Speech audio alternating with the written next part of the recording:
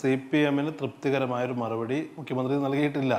ഇവിടെ 12 തവണ ഒളിച്ചോടി എന്നൊക്കെ പറയുന്നത് ആ കാലയളവ് എന്ന് പറയുന്നത് 12 മാസമോ 12 ദിവസമോ അല്ല, 2 ദിവസത്തെ കാലയളവാണ്.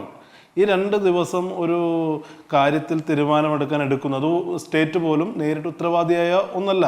അനിവാര്യമായി മുഖ്യമന്ത്രി പ്രതികരിക്കേണ്ട ഒരു വിഷയമായി മുഖ്യമന്ത്രിക്ക് തോന്നാത്തിടത്തോളം കാലം അതിനുള്ള അവകാശം അദ്ദേഹത്തിനുണ്ടെന്നേ. ഇപ്പോൾ അതുമായി ബന്ധപ്പെട്ട് ആഭ്യന്തരമന്ത്രി ഒരു പ്രതികരണം നടത്തിയിട്ടുണ്ട്.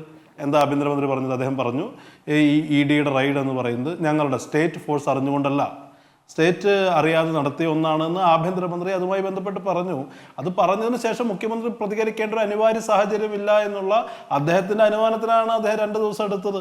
2 ദിവസം എടുത്തതിന് ശേഷവും കൃത്യമായി അദ്ദേഹം അതിന് മറുപടി കൊടുത്തിട്ടുണ്ട്. ഈ 12 തവണ എന്ന് ഊന്നി പറയുമ്പോൾ അത് 2 ദിവസത്തിനുള്ളിലാണ് എന്നുള്ള കാര്യം കൂടി നമ്മൾ മനസ്സിലാക്കണം.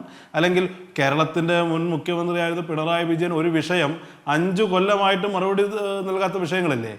നിങ്ങൾ എനിക്ക് സംസാരിക്കാൻ താല്പര്യമില്ലെന്ന് പറഞ്ഞിട്ടുള്ള വിഷയങ്ങളില്ലേ? അതിനോട് അഭിമുഖീകരിക്കാൻ തയ്യാറില്ലാത്ത വിഷയമില്ലേ?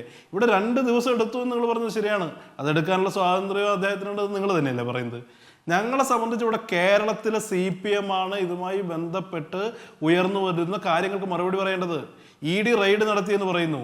ED റെയ്ഡ് നടത്തിയതിനു ശേഷം പുറത്തു വരുന്ന പിണറായി വിജയൻ പറയുന്നത് രാഹുൽ ഗാന്ധിക്കെതിരെയാ. രാഹുൽ ഗാന്ധി അദ്ദേഹത്തിന് വിമർശിക്കാം, രാഷ്ട്രീയമായി വിമർശിക്കാം, വ്യക്തിപരമായി വിമർശിക്കാം. പക്ഷേ അദ്ദേഹത്തിന് വിമർശിച്ചതിന് ശേഷം അതിൻ്റെ കൂട്ടത്തിൽ ലഘുവായെങ്കിലും മോദിയെക്കുറിച്ച് അമിത്ഷായെക്കുറിച്ച് പറഞ്ഞു പോകാൻ എന്തുകൊണ്ടാണ് പിണറായി വിജയൻ കഴിയാത്തത്? മോദിയെക്കുറിച്ചും അമിത്ഷായെക്കുറിച്ചും ഉച്ചരിക്കാൻ എന്തുകൊണ്ട് കേരളത്തിൻ്റെ ബഹുമാന്യനായ പ്രതിപക്ഷ നേതാവ് ഭയപ്പെടുന്നു? ഒരു കാര്യം ഉറപ്പാണല്ലോ, ഈ ED റെയ്ഡ് നടത്തിയ ഏജൻസി എന്ന് പറയുന്നത് കേരള പോലീസ് അല്ല, എൻഫോഴ്സ്മെന്റ് ഡയറക്ടറേറ്റ് കേന്ദ്ര ഏജൻസിയാണ്. അതിനെ കൈകാര്യം ചെയ്യുന്നത്, അതിനെ നയിക്കുന്നത്, അതിനെ നിയന്ത്രിക്കുന്നതാരാ? സംഘപരിവാർ ഭരണകൂടമാണ്.